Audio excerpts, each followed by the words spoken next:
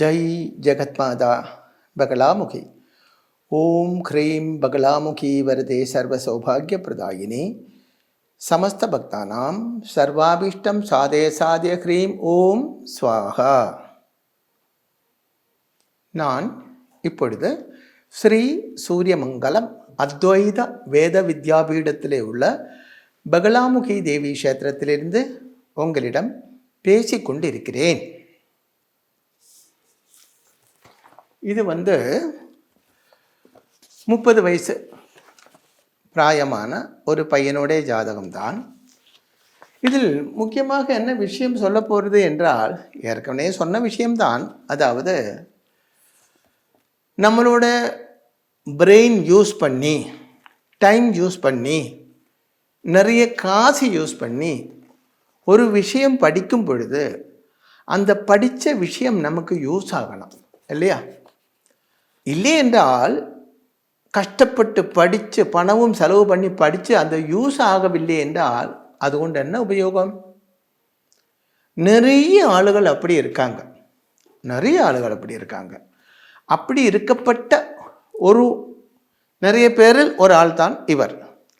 நல்ல ஒரு பையன், பார்க்குறதுக்கு ரொம்ப அழகாக இருக்கும், நல்ல குடும்பத்தில் பிறந்திருக்கு, பேரண்ட்ஸ் எல்லாம் நல்ல உத்தியோகத்தில் இருக்காங்க, நல்லா படித்தவங்க, பையனும் நல்லா படிச்சிருக்கு. ஆனால் என்ன ஆச்சுன்னா, இது வரைக்கும் எந்த வேலையும் கிடைக்கவில்லை. இவங்க குடும்பத்திலேயே ஒரு ஜோதிஷி இருக்குது, பிராமணன் பையனவன்.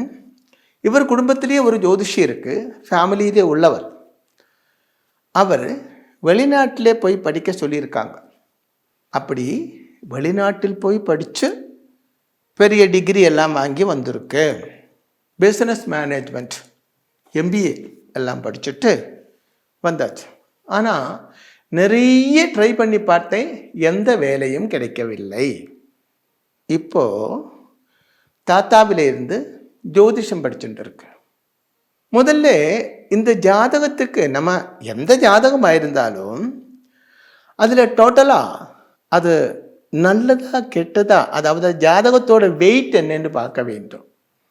ஒரு எக்ஸாம்பிள் சொன்னால், இப்போ ஒரு விதை, உங்ககிட்ட ஒரு விதை கொடுத்துருக்கு.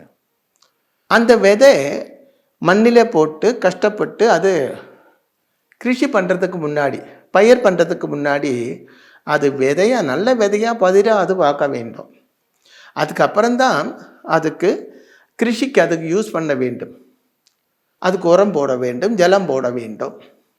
இல்லாமல் பண்ணியாச்சுன்னால் அந்த முகழ்ச்சி பூரா வேஸ்ட்டாக போகும், அந்த விதை நல்லதல்லே என்றால். அதுபோல் ஜாதகம் என்று சொல்லப்பட்டது நம்மளோட டெஸ்டினி தான், தலையிலெழுத்து தான். அது மூட நம்பிக்கை அல்லே, அது ஐதீகம் அல்லே, 100% சாஸ்திரம்தான். அப்போ அந்த ஜாதகத்தில் ப்ளஸ் என்ன இருக்குது, மைனஸ் என்ன இருக்குது, அந்த மைனஸை மாற்ற முடியுமா, ப்ளஸ்ஸை மேக்சிமம் இன்க்ரீஸ் பண்ண முடியுமா, இதெல்லாம் தெரிய வேண்டும். அது தெரிய வேண்டுமானால் சாஸ்திரம் படித்த ஒரு ஆள்கிட்ட உங்களோட ஜாதகத்தை கொண்டு காட்டினால்தான் அது முடியும். இங்கே இவர் என்ன பண்ணியிருக்கிறது என்றால், டோட்டலாக ஜாதகத்தோட அமைப்பை பார்க்காமல், இவரோட குடும்பத்தில் உள்ள ஆள் தான் ஜாதகம் பார்த்து சொன்னார். ஆனால் அவங்க டோட்டலாக ஜாதகத்தோட அமைப்பே பார்க்காமல் லட்சக்கணக்கு ரூபாய் செலவு பண்ணி ஃபாரின் கண்ட்ரியில் போய் பையனை படிச்சுட்டு வர சொன்னாங்க. அப்படியெல்லாம் பண்ணியாச்சு, படித்து டிகிரி எல்லாம் கிடச்சாச்சு. ஆனால் அது யூஸ் இல்லை, யூஸ் ஆகாது இனிமேலும். அதுக்கு என்ன மைனஸ் எங்கே இருக்குன்னு பார்க்கலாம். இது பாருங்கோ, டோட்டலாக இந்த ஜாதகத்தில் காலசர்ப்பதோஷம் இருக்குது, அதை அவங்க கவனிக்கவில்லை. கேது ராகு இப்படி காலசர்ப்பதோஷம். அப்போ அந்த காலசர்ப்பதோஷத்துக்கு உள்ளதான் இந்த 9 கிரகங்களும் இருக்கிறது. இது சம்பூர்ண காலசர்ப்ப தோஷம். சம்பூர்ண காலசர்ப்ப தோஷம். காலசர்ப்ப தோஷம் என்ற டோட்டலாக காலசர்ப்ப தோஷம் அப்படின்னு தான் ஜோதிஷ கிரந்தங்களில் சொல்லி இருக்கிறது. ஆனால் காலசர்ப்ப யோகம் அப்படி கூட இருக்கு. இப்போ நம்ம இந்தியா ராஜ்யத்தோட ஜாதகம் பார்த்தாச்சுன்னா அதில் காலசர்ப்ப தோஷம் இருக்குது. ஆனால் அது காலசர்ப்ப தோஷம் இல்லை, காலசர்ப்ப யோகம் தான். அதாவது இந்த ராகு கேதுவுக்கு ரைட் சைடில் எப்படி இருக்கும்போது ரைட் சைடில் எல்லா கிரகங்களும் இருந்தால் அது காலசர்ப்ப யோகம். இது லெப்டில் இருக்கிறது, இடது சைடில் இருக்கு. அப்படி இருந்தால் அது சம்பூர்ண காலசர்ப்ப தோஷம். இதுக்கு தரித்திர யோகம் அப்படின்னும் பேருண்டு. அப்போ இப்படி உள்ள காலசர்ப்ப தோஷத்துக்கு ஜாதகத்தில் எந்தெந்த ராஜயோகங்கள் இருந்தால் கூட அது ஒர்க் அவுட் ஆகாது. அதாவது ஒரு எக்ஸாம்பிள் சொல்கிறேன். ஒரு தீபம் நிலவிளக்குன்னு வச்சுக்கோங்களேன். இல்லை நிலவிளக்கு அப்படித்தானே சொல்லுவீங்க, வீட்டில எல்லாம் கொளுத்துவாங்க. இல்லை 5 திரி போட்டு நெய் ஊற்றி 5 திரி போட்டு நல்லா தேய்ச்சி கழுகி விருத்தியாக்கி நல்லா 5 திரி போட்டு சூப்பராக கொளுத்தி வச்சுக்கு. அதுக்கு கட்டிலுக்கு கீழே எடுத்து வச்சா என்ன ஆகும்? வெளிச்சம் கிடைக்குமா? கிடைக்காது. கதவுக்கு மறையில் வச்சால் வெளிச்சம் கிடைக்காது. அது எங்கே வைக்கணும்? டேபிளுக்கு மேலேயோ ஸ்டூலுக்கு மேலேயோ எல்லாம் வச்சா தான் அந்த வெளிச்சம் ஸ்ப்ரெட்டாக ரூமுக்குள்ளே கிடைக்கும். அப்போ விளக்கும் இருக்குது, விளக்கு எரிஞ்சு கொண்டு தான் இருக்குது, நெய் வேற ஒழிச்சிருக்கு, சூப்பராக இருக்குது.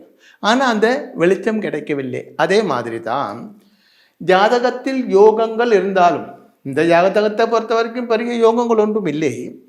ஜாதகத்தில் யோகங்கள் இருந்தால் கூட இப்படி காலசர்ப்ப தோஷம் இருந்தால் அது ஒர்க் அவுட் ஆகாது. அது அந்த ஜோதிஷ சாஸ்திரம் தெரிஞ்ச அந்த சுவாமியோ குருவோ ஆச்சாரியனோ யாரோ அவர் அது கவனிக்கவில்லை என்று தோன்றது. அடுத்ததாக அப்போ அப்படி பெரிய ஒரு தோஷம் ஜாதகத்தில் இருக்கு.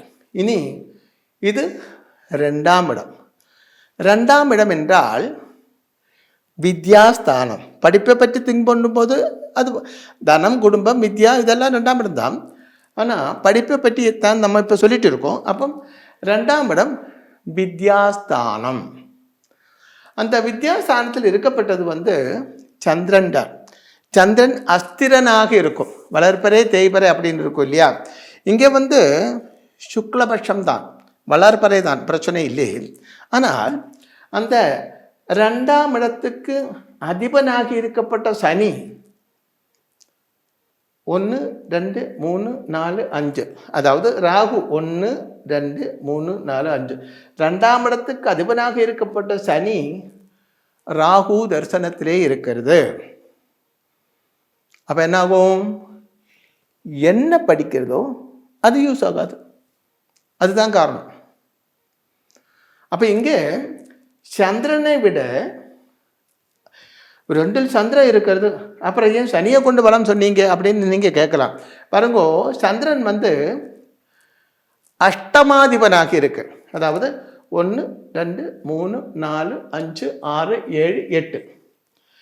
சந்திரன் 2ஆம் இடத்துல இருந்தாலும் அது வளர்ப்பறையாக இருந்தாலும் அஷ்டமாதிபனாக இருக்கிறதுனால நல்லதல்லை, சுப பலம் தராது. 6 8 12க்கு அதிபன் நல்ல பலம் தராது. அப்போ இங்கே 2லே இருக்கப்பட்ட சந்திரனை கொண்டு பலம் சொன்னால் கரெக்டாக இருக்காது.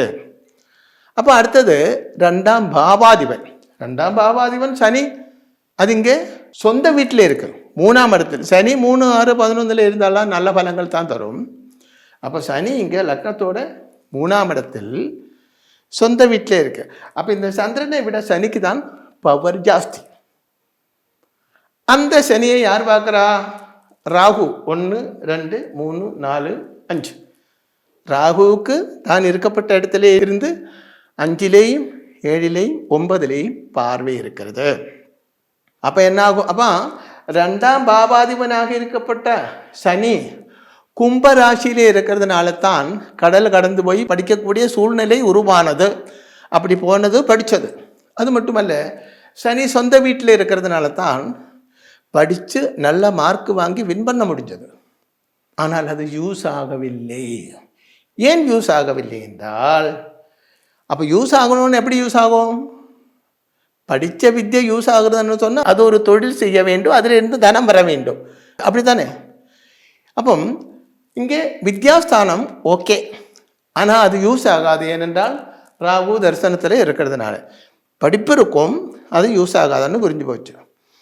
இனி கர்மஸ்தானத்தை பார்க்கலாமே. கர்மம் என்றால் கெரியர், உத்தியோகம், தொழில், அதுதான் சொல்கிறேன். 1 2 3 4 5 6 7 8 9 10 இதுதான் கர்மஸ்தானம், அதாவது கெரியர் பிளேஸ். அந்த கர்மஸ்தானம் எம்டியாக இருக்கிறது. ப்ளஸ் அங்கே மானிக்கு தரிசனம் இல்லைன்னு சொல்கிறாங்க, அப்படி அல்லே. இது பாருங்கோ, மானிக்கு பவர் இருக்கா இல்லையா? இருக்கோ இல்லையோ? ஐயோ மானி தோஷம் அப்படியெல்லாம் சொல்லுவாங்க இல்லையா? அப்போது ராகுவுக்கு சொந்த வீடு இல்லை என்று சொல்கிற மாதிரி ஒரு மூட நம்பிக்கை தான் மானிக்கு தரிசனம் இல்லை என்று சொல்லப்பட்டது. அப்போது மானிக்கு பவர் இருக்கிறதுனால தானே ஐயோ மானி இருக்குது அப்படின்னு பயப்படுறீங்க. அப்போ அது குருடன் அல்லே, அதுக்கும் தரிசனம் இருக்கத்தான் செய்யுது. அப்போ 10ல் மானி தரிசனம் இருக்குது. ப்ளஸ் 10ஆம் இடத்துக்கு அதிபனாக இருக்கப்பட்ட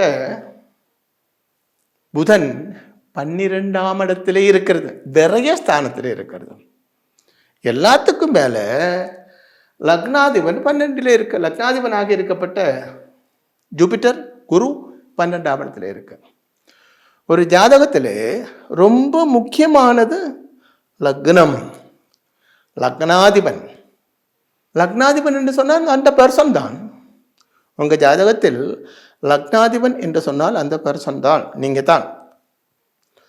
லக்னாதிபன் 6 8 12 இருந்தால், 6ல் இருந்தாலோ 8ல் இருந்தாலோ 12ல் இருந்தாலோ நல்லதல்லே. 6ல் இருந்தால் ரோகியாக இருக்கும், சத்ருக்கள் நிறைய உள்ளவனாக இருக்கும், கடன்கள் நிறைய உள்ளவனாக இருக்கும்.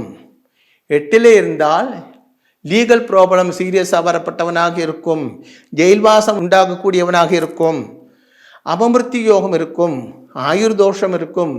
12ல் இருந்தால் சர்வத்திர பாக்யஹீனனாக இருக்கும், அப்படின்னா பாக்கியமே இல்லாதவனாக இருக்கும் அப்படின்னு அர்த்தம். இங்கே லக்னாதிபன் 12ல் இருக்குது, லக்னாதிபன் 12ல் இருக்குது, ப்ளஸ் புதனும் 12ஆம் இடத்துல இருக்கிறது. அதனால தான் படிச்சுட்டும் அது யூஸ் ஆகாமல் இருக்கிறதுக்கு காரணம். இப்போ இவர் ஜோதிஷம் படிக்கிறாங்க அப்படி சொன்னாங்க. ஆனால் நான் உங்கள்கிட்ட சொல்கிறேன், ஜோதிஷம் நீங்கள் படிக்கப்பட்டவர் யாராக இருந்தாலும் ஜோதிஷம் நம்ம சொல்லப்பட்டது பலிக்க வேண்டும் இல்லையா? ஏதாவது ஒன்று சொல்லிட்டு அதில் ஒன்றும் அர்த்தம் இல்லை. சொன்ன வார்த்தை பலிக்க வேண்டும். சொன்ன வார்த்தை பலிக்க வேண்டுமானால் உங்களுடைய ஜாதகத்தில் புதன் எங்கே இருக்கிறதோ அந்த புதனோட 2ஆம் இடத்தில் 4க்கு மேல் அச்சங்கள் இருந்தால்தான் ஜோதிஷியாக நீங்கள் ஷைன் பண்ண முடியும். இல்லைன்னா நானும் சோசியர் தான் அப்படி சொல்லிட்டு இருக்கலாமே தவிர அது ஒன்று ஒர்க் அவுட் ஆகாது. எனக்கு தெரிஞ்ச ஒரு ஆள் இருக்கு, பயங்கரமாக சாஸ்திரம் தெரிஞ்சவங்க. அவர் முன்னாடி நான் வெள்ளம் 0 தான், ரொம்ப பெரிய ஆள் தான், பயங்கரமாக சாஸ்திரம் தெரிஞ்ச ஒரு ஆள் தான்.